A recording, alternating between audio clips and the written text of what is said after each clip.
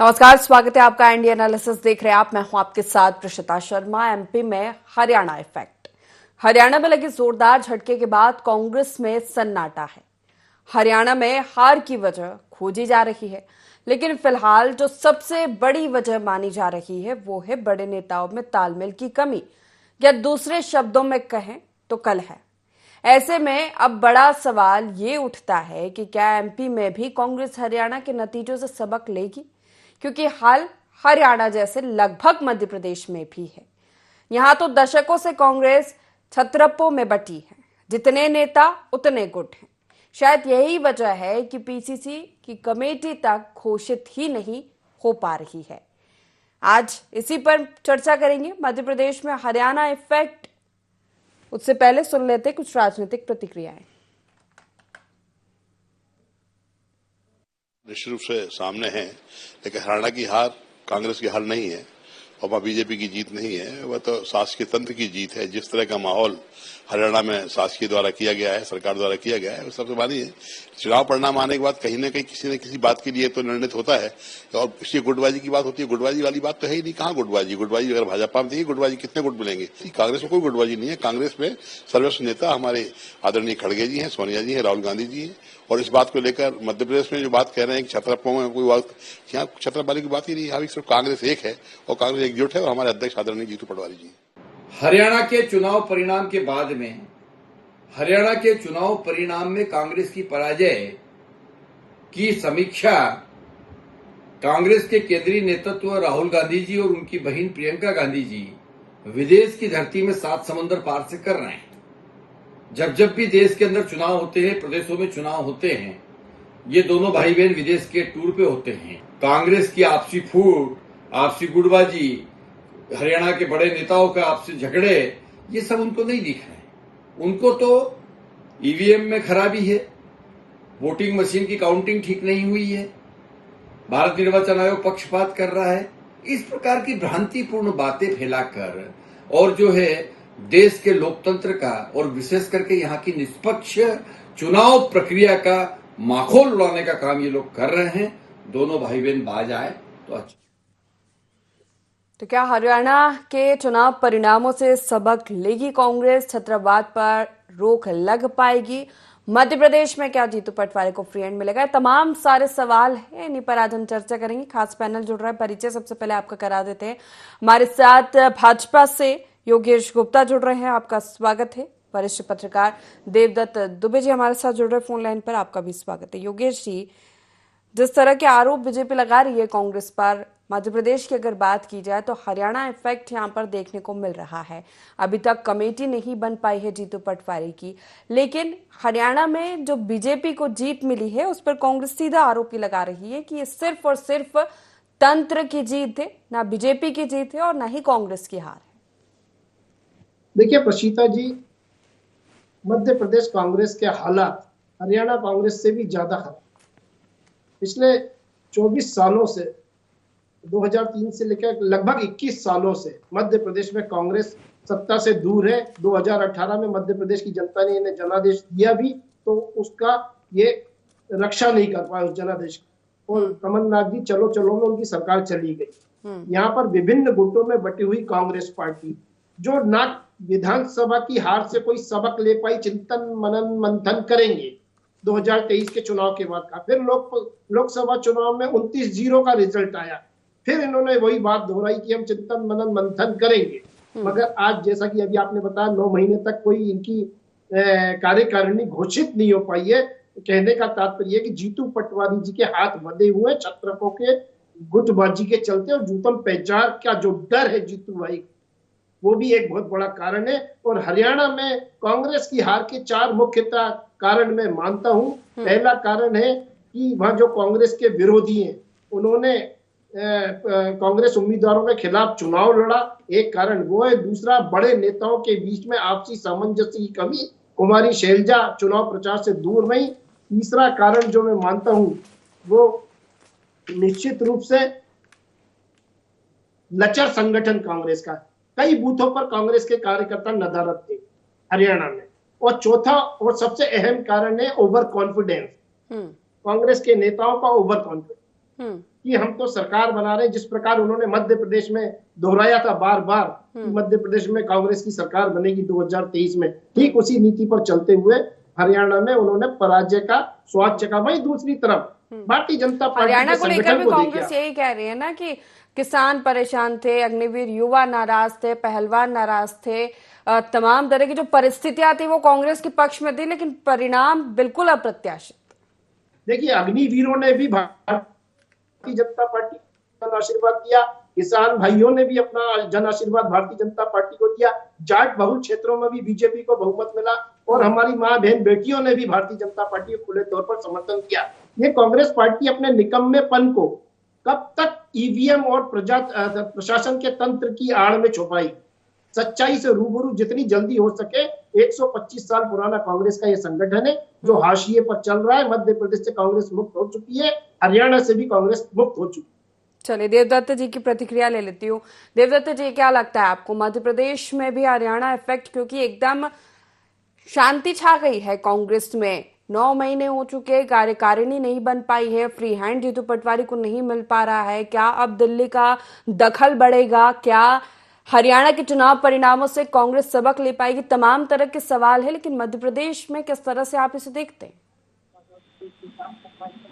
देखिए, जिस तरह से हरियाणा में कांग्रेस ने चुनाव परिणामों को लेकर उम्मीदें लगाई हुई थी और जो सत्ता में नहीं पहुंच पाई, जिस तरह के वहाँ माहौल था, पहलवान नाराज थे, वहाँ किसान नाराज थे, तो बहुत सारे समीकरण थे, ओपिनियन पोल, एग्जिट पोल, सब कांग्रेस की सरकार बनवा रहे थे। यहाँ तक कि जब काउंटिंग हरियाणा में चल रही थी तब मध्य प्रदेश कांग्रेस कार्यालय के बाहर कांग्रेस नेता जलेबी बना रहे थे मिठाई बांटने की। तो जब परिणाम उनके पक्ष में नहीं आए तो निराशा स्वाभाविक है और उसी दिन जीतू पटवारी दूसरे दिन दिल्ली गए थे कि कार्यकारिणी को राष्ट्रीय हाईकमान से अनुशंसा लेकर आ जाएं। लेकिन जब परिदृश्य ही पूरे देश का बदल गया, एक तरह से राष्ट्रीय नेतृत्व में मांस आई और मुझे लगता है कि अब कुछ दिन चिंतन मनन मंथन चलेगा नए सिरे से कि आखिर इतनी अच्छी परिस्थितियों के बाद भी पार्टी परिणाम में क्यों चूक जाती है। आप देखेंगे कि इसी तरह छत्तीसगढ़ मध्य प्रदेश में भी हुआ था कि तमाम सर्वे रिपोर्ट कुछ और कह रहे थे, परिणाम कुछ है। अब कांग्रेस को ये समझना पड़ेगा कि अब चुनाव माहौल के नहीं रह गए या किसी नेता की बड़ी सभा हो जाए, उससे नहीं, अब चुनाव मैनेजमेंट के हो गए, आखिरी दिन के हो गए और बूथ पर जो अंतिम दिन अंतिम समय अपनी वोट डलवा लेगा वो चुनाव जीतेगा। और शायद कांग्रेस इसी में पीछे रह गई, ओवर कॉन्फिडेंस में रही कि हम जीत रहे हैं, तमाम सर्वे हमारे पक्ष में आ रहे हैं। ये गलती जब जब राजनीतिक दल करते हैं तो उनको इसका खामियाजा भुगतना ही पड़ता है। अभी भी वक्त है कि अभी 4 राज्यों के फिर चुनाव होना है, तो कांग्रेस ये समझे कि जब तक बूथ पर उसका कार्यकर्ता खड़ा नहीं होगा, जो अंतिम दिन मतदाता को बूथ तक नहीं ले जाएगा, तब तक कितना भी माहौल अच्छा रहे, कितने अच्छे प्रत्याशी लोग, परिणाम अनुकूल मुश्किल से आएगा। अभी फिलहाल तो कांग्रेस को निराशा से उभरने में, उत्साह आने में समय लगे, क्योंकि जब अपेक्षाएं ज्यादा होती हैं और जब परिणाम नहीं आते तो निराशा भी बढ़ती है। लेकिन राजनीति में हार जीत चुनाव में लगी रहती है। आप यदि पूरे मन से प्रयास करेंगे तो फिर आप आगे आ सकते हैं, कोई दिक्कत नहीं। भाजपा भी हारती है फिर जीतती है, लेकिन वो 365 दिन 24 घंटे चुनावी मोड में रहती है। अभी देखो आप, संगठन चुनाव में पूरा सत्ता और संगठन लगा हुआ है कि सदस्यता अभियान अधिकतम हो, उन क्षेत्रों पर पार्टी फोकस बनाए जहाँ कांग्रेस के विधायक या सांसद है। तो अब राजनीति केवल चुनाव की नहीं रह गई है, जो 24 घंटे 365 दिन जनता के बीच रहेगा, उनके दुख दर्द में, सुख में, दुख में शामिल होगा। वही जब वोट मांगने जाता है तो फिर मतदाता उसको वोट देता है, क्योंकि इस तरह पहले हो जाते थे कि एक लहर में चुनाव, एक समय था जब कांग्रेस का टिकट यानी जीत तय होती थी। आज परिस्थिति पलट गई है कि भाजपा का टिकट यानी जीत तय। ये इतना अंतर क्यों आया, ये आत्ममंथन का विषय कांग्रेस के लिए हो सकता है। और उनके लिए सबसे बड़ी जो चीज है, जो उनका हमेशा नेता भी मानते हैं कि बूथ स्तर पर संगठन मजबूत करना पड़ेगा। हेलो, चलिए, कांग्रेस से हमारे साथ रितेश त्रिपाठी फोन लाइन पर जुड़ गए। रितेश जी, मेरी आवाज मिल पा रही है? मैं आपकी आवाज सुन पा रहा हूँ। बिल्कुल रितेश जी, चर्चा जो हो रही है वो ये है कि चुनाव अब मैनेजमेंट का हो गया है और मैनेजमेंट जो है वो आपको शुरू से ही करना पड़ेगा। जैसा कि देवदत्त जी ने बोला कि आखिरी समय पर जाकर बड़े नेताओं की रैली हो जाए, कुछ हो जाए तो उससे कोई फर्क अब पड़ेगा नहीं, जिस तरह की परिस्थितियां देश में बन चुकी है। हरियाणा में हमने देखा और मध्य प्रदेश की अगर बात की जाए तो अब तक जीतू पटवारी फ्री हैंड नहीं हो पाया है, कार्यकारिणी का गठन नहीं हो पाया है। क्या दिल्ली का दखल बढ़ेगा, सबक लेने की जरूरत है, तमाम तरह के सवाल अब उठ रहे हैं। जी जी, मैं आपके चैनल के माध्यम से पहले तो सभी को नौ दुर्गा की इस पावन त्योहार की शुभकामनाएं देता हूं। और जैसा कि आप सबके संज्ञान में है कि कांग्रेस एक वर्षों पुरानी पार्टी रही और कांग्रेस का संगठन ना कभी इतना कमजोर है। आपने जो वहां पे देखा कि जो हरियाणा की हार, इसे आप हार नहीं कह सकती हैं, ये गणित का एक खेल है। दोनों ही पार्टियों ने लगभग 47% वोट के आसपास दोनों ने पाए। दशमलव के अंतर से भारतीय जनता पार्टी के कुछ चुने हुए प्रत्याशी चुनाव जीत गए। जब सत्ता रहती तो रिसोर्सेज आपके पास रहता है और भारतीय जनता पार्टी इस तरह की पार्टी है कि वो साम दाम दंड भेद सबसे चुनाव लड़ती है। आपने मध्य प्रदेश में देखा कि जब शिवराज सिंह चौहान सरकार की हवा खराब हो गई तो उन्होंने 1250 की रेवड़ी बांटना चालू कर दिया। आज जब आपने देखा कि महाराष्ट्र के नतीजे लोकसभा के विपरीत आए उनकी अपेक्षाओं के, तो वहां पे भी उन्होंने ये पैसा बांटना चालू कर दिया। 3000, 4000, 5000 महिलाओं के खाते पे आ रहे हैं और इससे उनको कोई असर नहीं पड़ता कि देश की अर्थव्यवस्था किस तरह से चरमरा रही है। यही हाल गुजरात में भी, यही हाल हरियाणा में भी था। तरह तरह के लालच और तरह तरह की बातें करके इन्होंने कुल मिला के अपनी सरकार बनाई। पर ये बात याद रखिए कि आप सबसे परेशान हो सकता है कि पराजित नहीं हो सकता है। आज नहीं तो कल कांग्रेस वहां पर पुनः वापसी करेगी और पूरे देश में कांग्रेस अपनी सत्ता स्थापित करेगी। ठीक है, भारतीय लोकतंत्र के साथ खिलवाड़ कर रही है। अगर चुनाव हार भी जाती तो आप इस बात को भली भांति जानती, पृष्ठा जी चुनाव हारने के बाद भी मध्य प्रदेश का ताजा उदाहरण है किस तरह से भारतीय जनता पार्टी ने लोकतंत्र की गरिमा को क्षति पहुंचाते हुए, लोकतंत्र के कुठाराघात करते हुए अपनी सरकार बना ली थी। और ये बड़ा ही दुर्भाग्य का विषय है। तो हरियाणा में आप बिल्कुल भी नहीं कह सकती कांग्रेस हारी है, न कांग्रेस का वोट परसेंटेज कम है, न कांग्रेस के संगठन में कोई कमी है। कांग्रेस के सभी नेताओं ने बहुत ही अच्छा प्रदर्शन किया है। और मध्य प्रदेश में आप जीतू पटवारी जी पे आती हैं तो मेरा जवाब है जीतू पटवारी जी वाले मैटर में कि ठीक है, हमने अपनी संगठन अभी तक नहीं बना पाए, पर विपक्ष में आपको संगठन की आवश्यकता क्या है। गली गली घर घर में आपने देखा कि हर गांव में, हर कस्बे में, हर तहसील स्तर पर कांग्रेस पार्टी उतर कर प्रदर्शन कर रही है। किसानों की आवाज, बच्चियों की आवाज, मध्य प्रदेश के घोटालों की आवाज उठा रही है। मेरा सवाल भारतीय जनता पार्टी से है कि लाखों लाख लोगों का जिससे भविष्य निर्भर है, मध्य प्रदेश में न कोई मंडल बना है, न कोई आयोग बना है, न कोई इनके दायित्व सौंपे गए, जिससे लाखों, न चाहे हरिजन हो, चाहे आदिवासी हो, चाहे महिला हो, चाहे बाल आयोग हो, चाहे महिला आयोग हो, चाहे हरिजन आदिवासी आयोग हो, चाहे पिछड़ा वर्ग आयोग हो, क्यों नहीं बनाए जा रहे हैं? कहाँ सो रहे हैं हमारे मुख्यमंत्री जी? वो गृह मंत्री का भी प्रभार ले रखे हैं। मध्य प्रदेश क्राइम की राजधानी बनता जा रहा है। आज दिन योगेश जी क्या कहना चाहेंगे?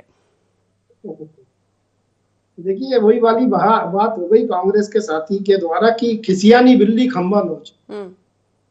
मध्य प्रदेश 2003 का मिस्टर बंटाधार के समय का मध्य प्रदेश और 2024 का आत्मनिर्भर होता हुआ मध्य प्रदेश, जहां हमारी माँ बहन बेटियां भी सुरक्षित हैं, खुशहाल जीवन जी रही हैं और हम उनके जीवन स्तर को उठाने के लिए निरंतर प्रयासरत हैं। वहीं हम आदिवासी दलित बहुल क्षेत्रों में निरंतर काम किए जा रहे हैं, चाहे वो बेगा, सारिया, भारिया हो, सारे बोर्ड बना दिए गए प्राधिकरणों।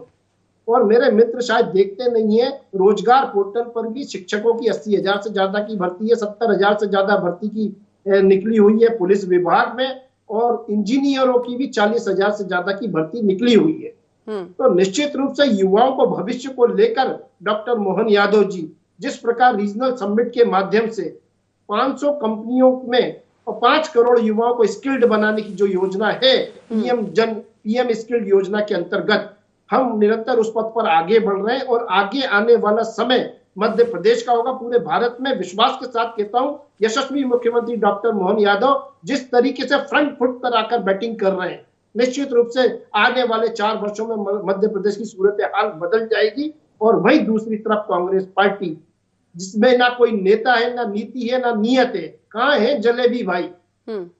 अनर्गलन बयानबाजी से कोई वोट या चुनाव जीते जाते हैं?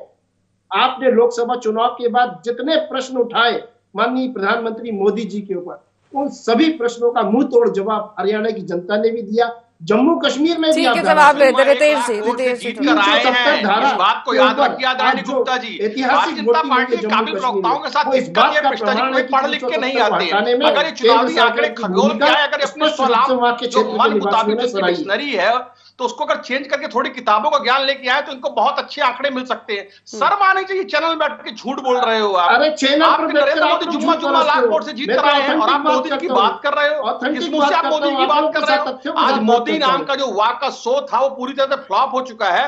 देश की जनता के सामने उसकी कलाई खुल चुकी है। किसान विरोधी, महिला विरोधी, जन विरोधी सरकार अब दम तोड़ने जा रही है। जुम्मा जुम्मा कैसे आंकड़ों की हम जीत बाजीगरी रहे से आप हैं? चुनाव हम तो कैसे जीत जीत सकते रहे हैं भाई? हैं, पर देश की जनता आपकी 24 काली सालों से, हकीकत से 21 बुरी सालों तरह से रूबरू निरंतर हो जनादेश चुकी मध्य है। प्रदेश में आपकी जनता दे सरकार रही ने है। हरियाणा के 29 किसानों जीरो का को रिजल्ट आपको नंगे मिला पैर है करके मध्य रास्ते प्रदेश में में, कीलें ठुकवाई और आप थी। कह रहे ये हैं कि बात हम योगेश जनता को गुप्ता जी छल आपको रहे अपनी सरकार से पूछना चाहिए, यदि आप अपने आप जनता को को किसान का छलने बेटा का काम मानते हैं कांग्रेस तो। करती है, जो चुनावी समर में केवल 2 से ढाई महीने फिर इतनी एक जन बरसाती विरोध, मेंढक की तरह इतनी करती है। सरकार विरोधी लहर है रितेश जी, तो एक सवाल मेरा, फिर परिणाम इतने विपरीत कैसे आ सकते हैं?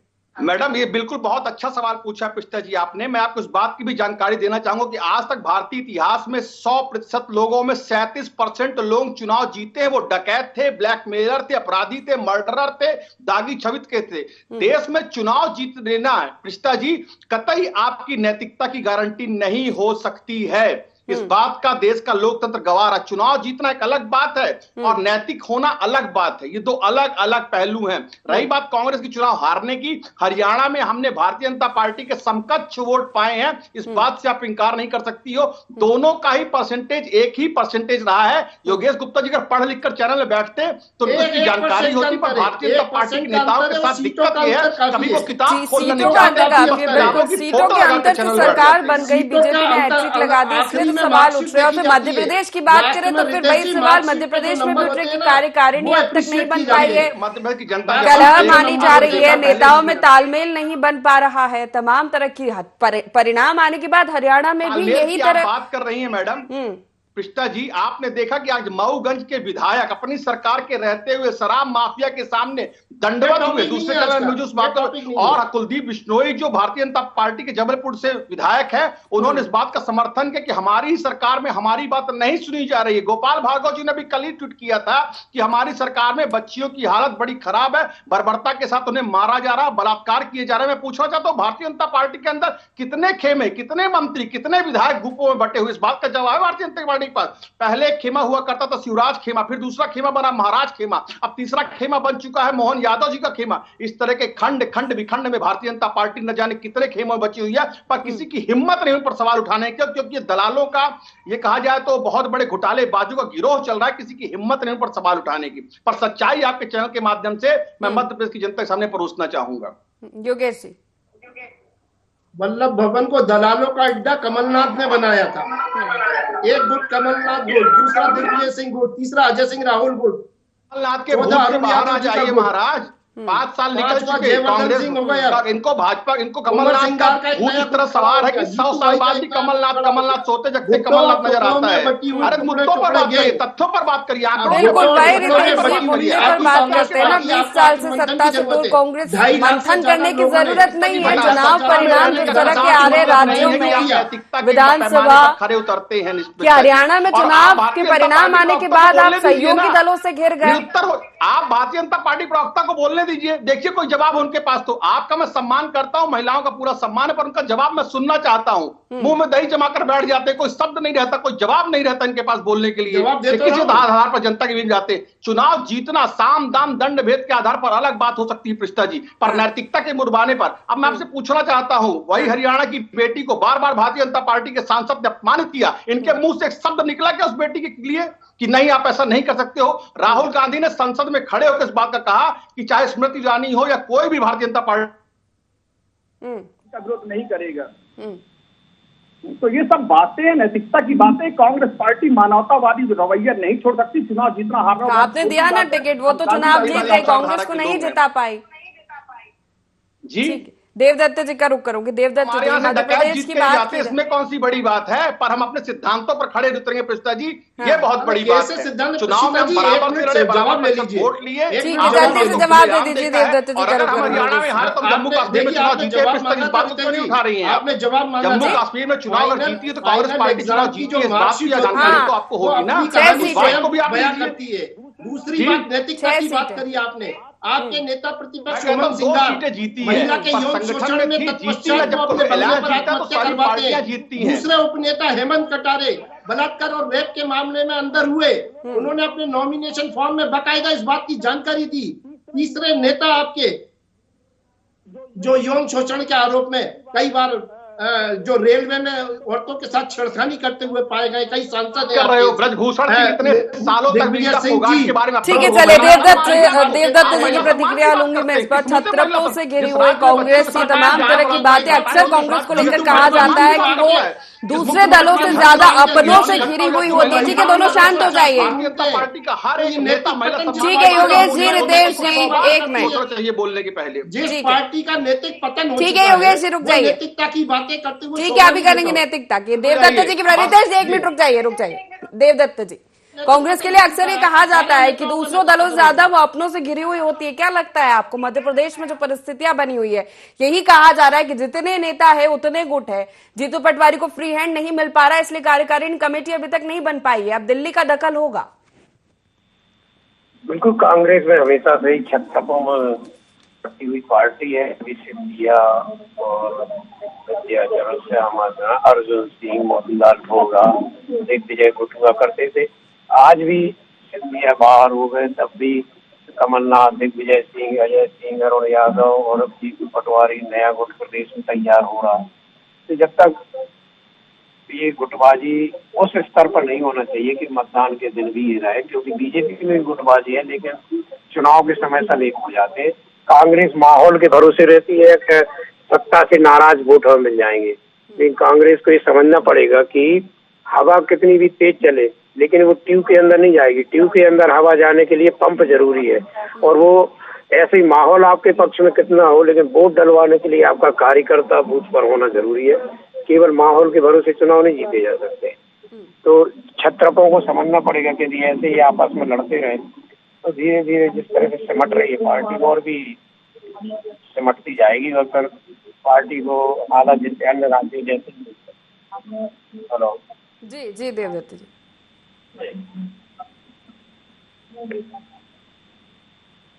चलिए ठीक है, संपर्क रितेश जी इसका जवाब ले लेती हूँ आपसे। देवदत्त जी ने कहा कि समझना होगा, मंथन करने की जरूरत है कांग्रेस को। ठीक है, आप नैतिकता की बात कर रहे हैं, लेकिन जब चुनाव में उतरते हैं तो एक होती ना, सरकार बनेगी, सत्ता में आएंगे। हरियाणा में भी यही था, यही लहर थी, कह रहे थे कांग्रेस की सरकार आ गई, बीजेपी को जनता ने नकार दिया है, तमाम विरोधी लहर है, मुद्दे हैं, लोग नहीं पसंद कर रहे, लेकिन फिर भी परिणाम इस तरह के। कृष्णा जी, आपकी बात स्वीकारता हूं कि कहीं ना कहीं हमें आत्ममंथन की आवश्यकता है, पर मैं पूछना चाहता हूं, भारतीय जनता पार्टी के अंदर जब वो चुनाव जीतते हैं तो जय जयकार मोदी जी की होती है, और जब वो चुनाव हारते हैं तो ठीकरा किसी लोकल नेता के सर पे फोड़ दिया जाता है। वो निरंतर जनता की जनाकांक्षाओं के विपरीत काम करते हैं। क्या चुनाव जीतना ही एकमात्र पैमाना लोकतंत्र के अंदर रह गया है? मैं ऐसा मानता हूं, मुझे 1000 चुनाव हार जाना पार्टी को मंजूर है, पर हम मानवता के दृष्टिकोण से, महिलाओं के सम्मान के दृष्टिकोण से, किसानों के सम्मान के दृष्टिकोण से हम एक कदम भी पीछे नहीं रह सकते हैं।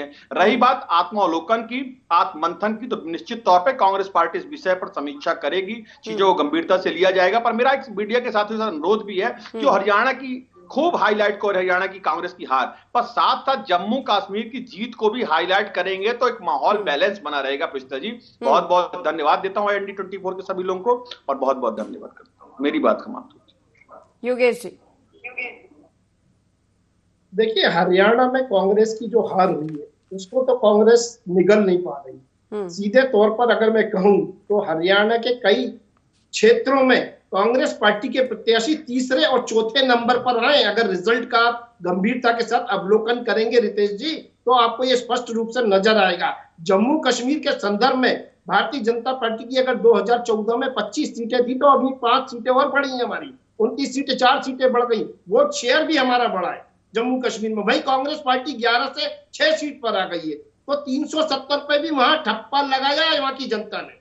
और माननीय नरेंद्र मोदी जी और अमित शाह जी जो हमारे केंद्रीय नेतृत्व है, 400 जब हम हरियाणा में लोकसभा चुनाव में हमारी सीटें कम हुई तो हमने मंथन भी किया था ये बात और रणनीति भी बनाई थी। अभी तुरंत हम किस मुंह से बोल रहे हैं भाई की सीटों की बात?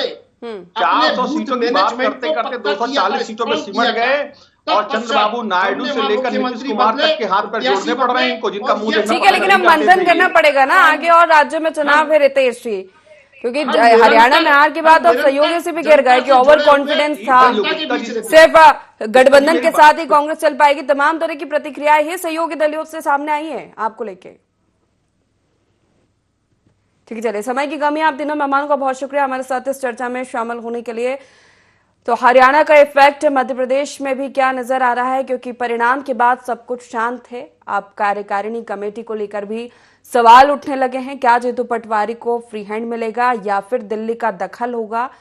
लेकिन अब कांग्रेस को मंथन करने की जरूरत है। आगे जिस तरह और राज्य में चुनाव है और वहां गठबंधन के साथ है, तो क्या दबाव पड़ेगा, सवाल है, लेकिन जवाब कांग्रेस को ही इसके खोजने होंगे। एनालिसिस में फिलहाल इतना ही। बने रहिए i24 के साथ। नमस्कार।